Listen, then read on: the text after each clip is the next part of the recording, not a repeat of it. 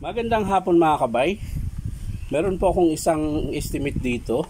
Bali, inaantay. Siningit ko lang mga kabay dahil senior citizen. Taga Cabuyao, Laguna pa daw siya.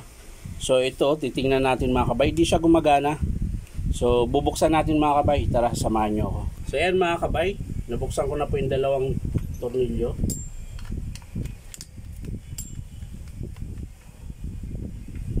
Yun. Swerte naman ni tatay. Papakita ko sa inyo mga kabay. So yan mga kabay. Ayan, napansin nyo po ba yung makintab? Ayan. Ayan. Yung po yung daan ng stopper. Ayan. So ibig sabihin yan mga kabay, baka carbon lang po ang sira nito. So tara mga kabay, tingnan natin. So yan mga kabay, sasaksak natin. Uulitin natin. So wala talaga mga kabay, oh. Wala. So ngayon, yung pinakita ko sa inyo mga kabay, ito. Swerte ni tatay pag ito lang ang sira. Yun, oh.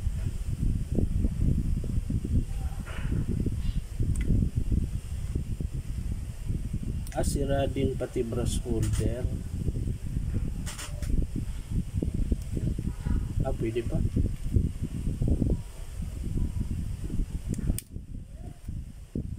Yun. Tapos sa kabila mga kabay.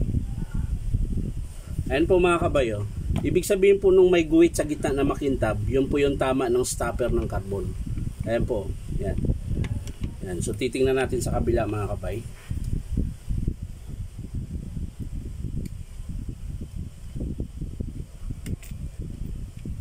Ayun. Sakto mga kabay. Yan o mga kabay. Yan po yung stopper mga kabay. Ayan. So subukan natin mga kabay paanda rin. Tatanggalin natin to. Ayan. Tapos kakabit natin ulit. Subukan lang natin mga kabay kung gagana siya.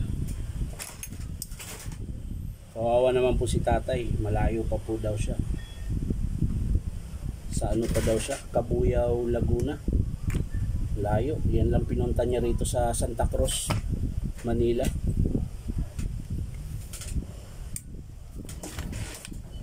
So balik natin yung isa. Alright. Sana yung isa mga kabay. So yan mga kabay, nakabit ko na siya ulit. I-testing natin ngayon.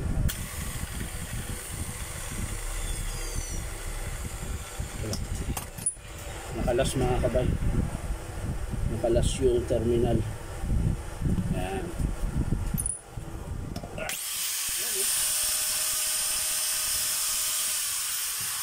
Yung carbon lang po ang sira mga kabay. Swerte ni tatay.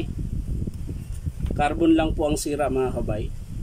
So pantayan tayo mga kabay. Kunin ko lang po yung carbon para maayos na po. So yan mga kabay. Ito po yung carbon niya mga kabay, oh. Tapos yung cord protector niya mga kabay, pangit po, ayun, oh. Susubukan kong pagandahin mga kabay. So yan na mga kabay, natapos ko na po.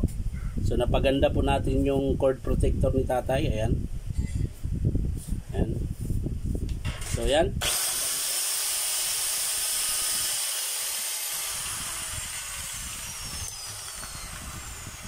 So yan mga kabay, carbon brush lang po ang sira. Ito po yung old model na grinder.